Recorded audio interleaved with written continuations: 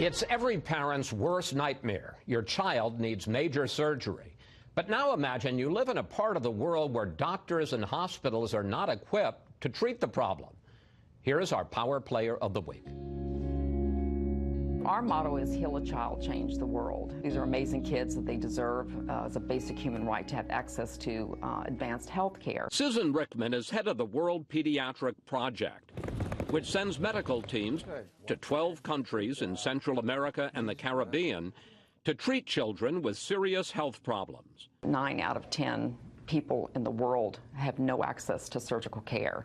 And when you look at the countries we work into, it's almost 10 out of 10 children that don't have access to pediatric care. Get a prosthesis for that. Doctors and nurses volunteer to spend a week treating as many kids as they can in their specialty. The fibula there, and there's no tibia bone. Fix the hurt, see what they sound like. If it's an open heart surgery team that goes down, like to our Honduras, they do about 8 open heart surgeries in a week. If it's a plastic team going down, it may be 50 cases that they do by the weeks. Doctors like Jeffrey Lukish, a pediatric surgeon at Children's National Health System in Washington, who's been volunteering for WPP for 7 years. To go into an environment where children are so very needy and would be without surgical care and be chronically in pain, it is a wonderful experience. But sometimes a child's problems are too serious to be treated in their country. At the end of the week, they can look at a child and say, I couldn't do you here, but bringing you up to one of our fields in the United States, I can return you as a healthy child.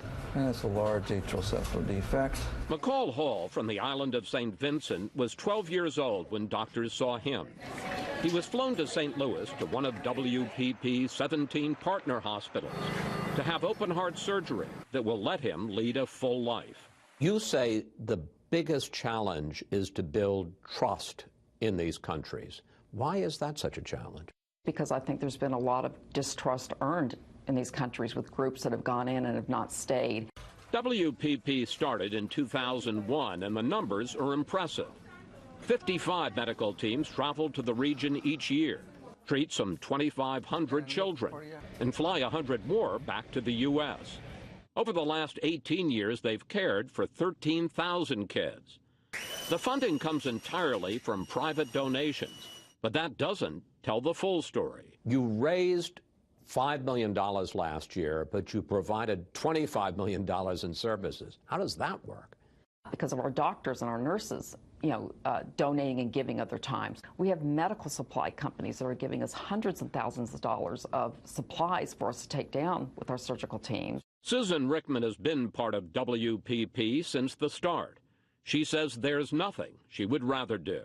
I think any time that you can look in a child's face that has been healed and you look at them and say, you are fine now, I can't imagine any better bottom line to work for. Great, normal. Thank you.